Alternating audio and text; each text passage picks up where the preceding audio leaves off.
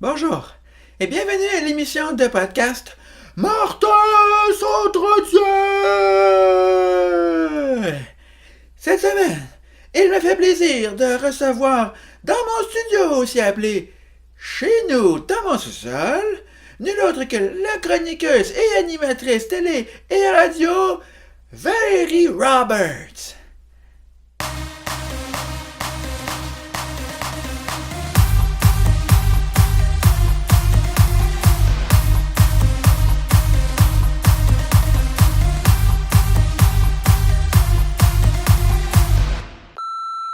Salut Martin, c'est Valérie Roberts. Écoute, je me sens super mal.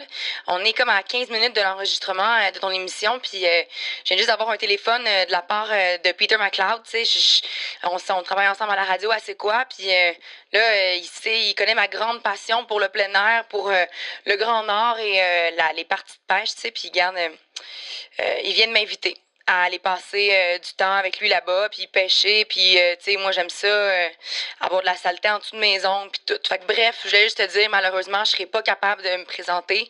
Je m'excuse sincèrement, j'espère que tu vas pouvoir booker quelqu'un d'autre ou que tu vas pouvoir te démerder, comme on dit, hein, mais garde, on se reprend, on se reparle, puis c'est sûr que je vais être là une prochaine fois, là, je te jure. Réinvite-moi, puis je te dis, je suis là. OK, ben Martin, je m'excuse encore. Eh bien, nous sommes en ondes maintenant, ici même en direct, de l'émission de podcast numéro 1. Martin s'entretient! Et l'émission de podcast où les invités sont souvent plus présents en pensée que en chair et en os. Il semblerait que la deuxième saison s'enligne pas mal là, pour être sur le même ton que la première. Notre invité d'aujourd'hui, nul autre que Valérie Roberts, qui ne peut pas être avec nous, malheureusement, pour des raisons d'une passion soudaine pour le plein air et la pêche. Les parties de pêche, comme elle le dit si bien dans son message. Une passion soudaine qui lui est venue de son collègue de travail, Peter McLeod. Peter McLeod qui vient de me voler mon invité. Alors mon message est le suivant pour Monsieur McLeod. Fuck you! Et bien voilà. Saison 2. Deuxième saison. Nouvelle saison, nouvelle attitude. À Martin s'entretient. Martin le duc qui ne se laisse plus piler sur les pieds par des gens plus connus. Alors nous allons commencer l'entrevue si vous le voulez bien, Madame Roberts. Vous le voulez bien? Parce que de toute façon, vous n'êtes pas là.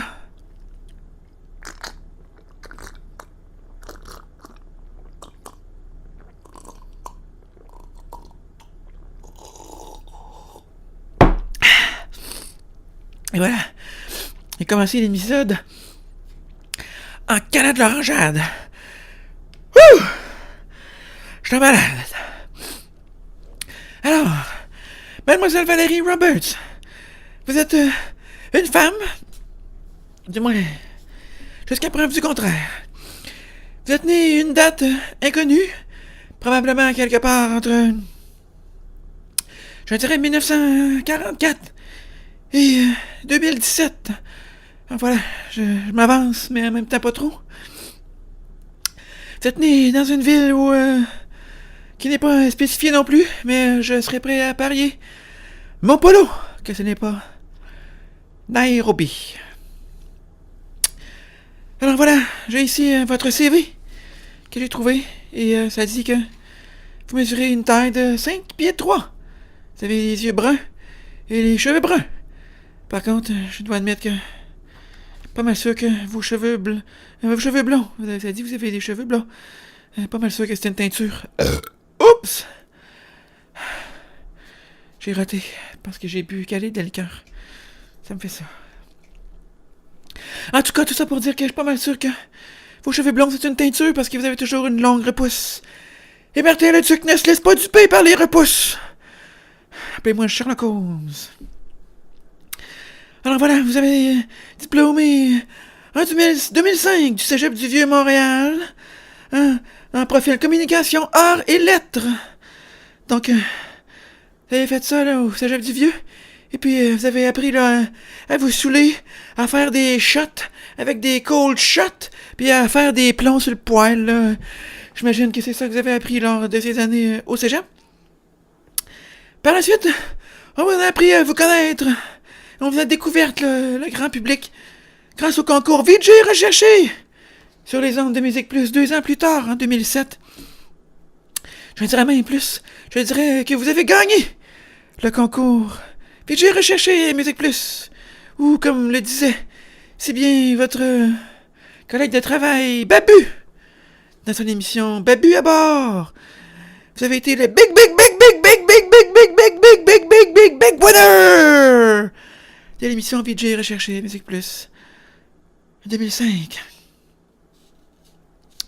Évidemment, en gagnant VJ Recherché, vous avez le droit d'animer une émission Musique Plus intitulée Plus sur commande, où on a pu vous voir là, faire vos débuts à la télévision et où vous avez fait vos armes. Disons que c'est un peu un cadeau empoisonné de gagner VJ Recherché parce que en 2008, disons que Musique Plus, hein, ça achevait, disons que ça allait pas très très bien. On pourrait dire que ça battait de l'aile un peu. On pourrait dire que vous avez gagné un cadeau empoisonné. Hein, vous étiez comme Jack dans le Titanic. Hein, c'est comme vous aviez gagné une paire de billets pour le voyage inaugural du Titanic, mais que finalement le bateau a coulé pendant que vous étiez là.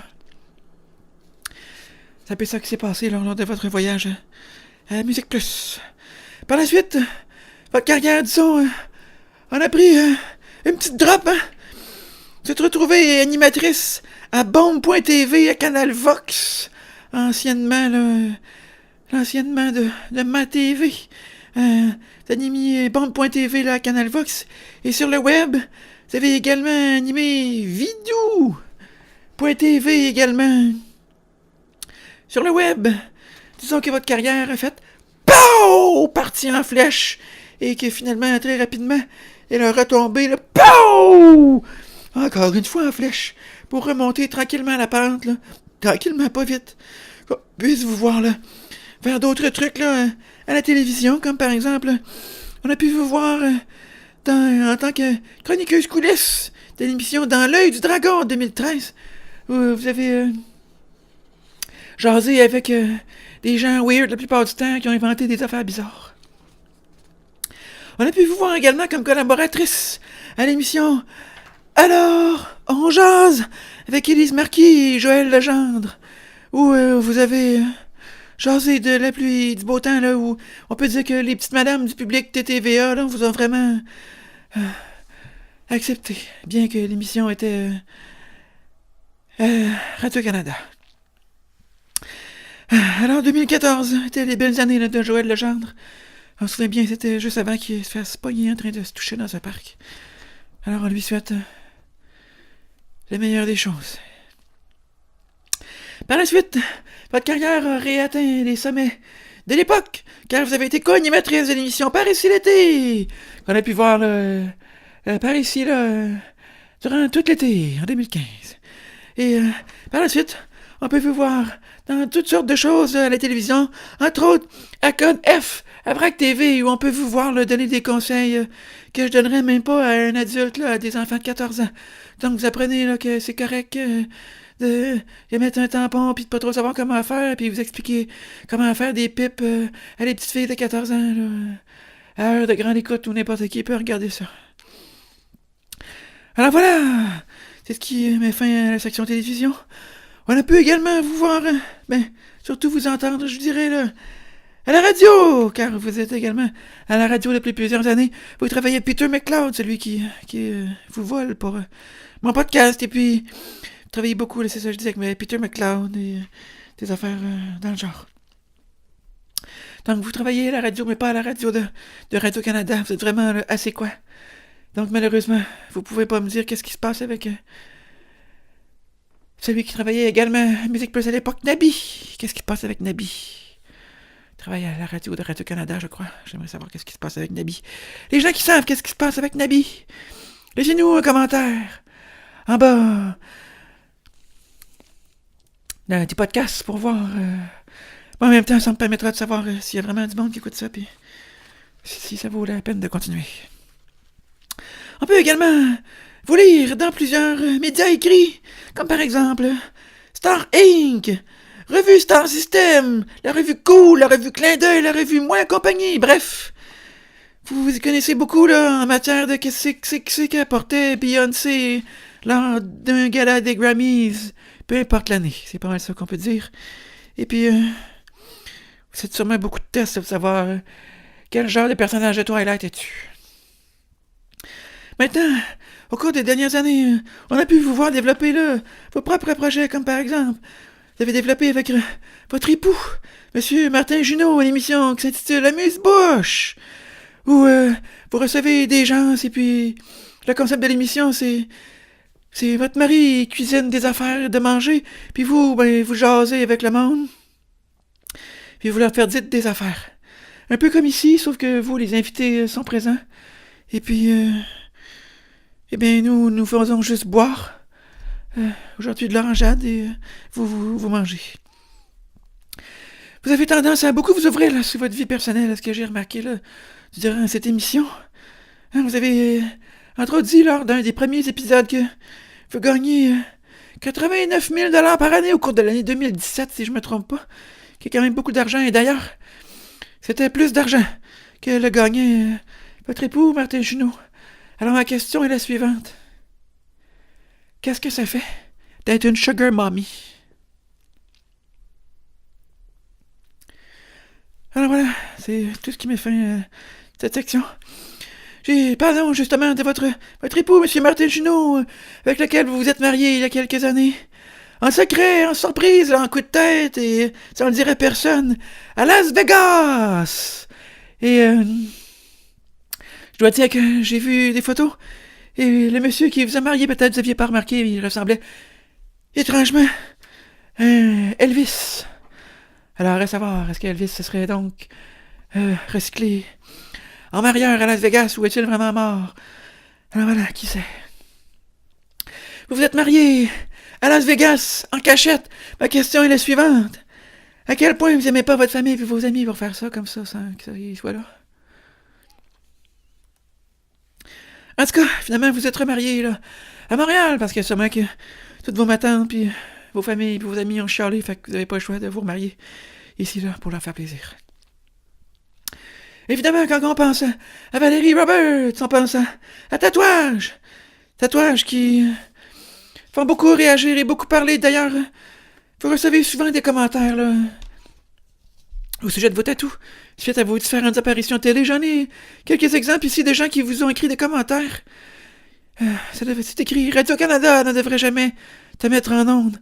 L'antenne perd toute sa crédibilité. » Un deuxième témoignage ici. « Des tatouages, c'est atroce. Pourquoi s'en les dire de la sorte? » Un troisième et dernier ici. « Je ne comprendrai jamais cette idée indélébile. » Oh, c'est un jeu d'esprit ici. En plus, avec ces bibittes semblables, contente que ce ne soit pas ma fille. Ouf, ça c'est méchant. Qu'est-ce que vous diriez à tous ces gens qui commentent négativement vos tatouages? A. Va donc chier. B. Fuck you. Ou C. Mets donc tes hosties d'affaires vieilles sèches. Alors voilà, c'est les tatous. Par contre, ces commentaires vous affectent de moins en moins car vous avez dit il y a quelques semaines, quelques mois, que vous assumiez de plus en plus vos tatouages. Par contre, vous précisez que ce n'est pas une décision à prendre à la légère, hein, et que vous-même, vous regrettez quelques tatous que vous avez faits lorsque vous étiez jeune et que vous les aviez fait recouvrir. Alors, ma question est la suivante. Qu'est-ce que c'était, les tatous que vous avez fait recouvrir, que vous aviez fait à l'âge de 16 ans? Est-ce que c'était A, un petit papillon dans le bas du dos? B, un petit barbelé dans le bas du dos? Ou C, un petit signe chinois dans le bas du dos? Alors, c'était une question piège. On sait très bien que c'est aucune de ces réponses, puisqu'il s'agissait sans aucun doute d'une pensée positive en latin, tatouée juste ici en dessous d'une boule. Voilà. Qui est le nouveau Transtamp, là, avec l'espèce de barbelé louche pas clair, un peu épi, là, entre les deux, / en dessous des totons. Ça, c'est le nouveau Transtamp que les filles vont regretter d'ici quelques années. D'ailleurs, ce printemps, il y a quelques mois, vous avez créé avec la compagnie, laissez-moi vérifier le nom parce que ça n'a pas rapport, Daily Story X! Vous avez créé des cotons ouatés très cool et branchés que vous avez fait avec eux là, parce que vous en cherchiez un et puis vous le trouviez pas, alors ils vous ont contacté pour faire « Hey, moi, je vais faire ça coton ouaté et puis je l'ai regardé, le coton ouaté, et puis j'en achèterai pas. » Je vais juste vous dire ça. Par contre, si les gens veulent en acheter, je veux mieux vous dire que les profits ne reviennent pas là à Valérie Roberts qui, avec 89 000 gagnés lors de la dernière année, c'était assez. Tous les profits vont à l'organisme Action Travail des Femmes, qui est un organisme à but non lucratif là, qui s'assure que les femmes de toutes les origines et de tous les milieux socio-économiques seront soutenues dans leur recherche d'emploi. Alors voilà, on a des femmes qui viennent de partout, qui sont BS, qui se trouveront des emplois grâce à Valérie Roberts. Alors, grâce à ce coton ouaté que vous avez fait faire, Valérie Roberts, ça vous fera un morceau de plus de vêtements dans votre garde-robe. Garde-robe qui est déjà pas mal pleine, car vous avez déjà dit en entrevue. J'aime placer mon argent là où je peux le voir, dans ma garde-robe. La question est la suivante. Est-ce que vous mettez votre linge vraiment dans votre garde-robe au sens propre, ou c'est une façon de dire que vous gardez plein de piles de billets d'argent dans votre garde-robe? Si la réponse est la suivante, c'est que vous gardez vraiment de l'argent dans votre garde-robe, est-ce que je pourrais avoir votre adresse et votre emploi du temps? Alors voilà! En terminant, je rappelle que Valérie Roberts participe au défi La Parisienne, 10 morceaux de vêtements en 21 jours. Alors, pour Valérie Roberts, sûrement un gros défi pour Martin Leduc. Son quotidien. Alors voilà! C'est malheureusement tout le temps que nous avions pour cet épisode de Martin s'entretient! L'émission de podcast numéro 1 à quelque part, sans aucun doute. Je vous dis à la semaine prochaine et on se revoit. Ou on s'entend juste.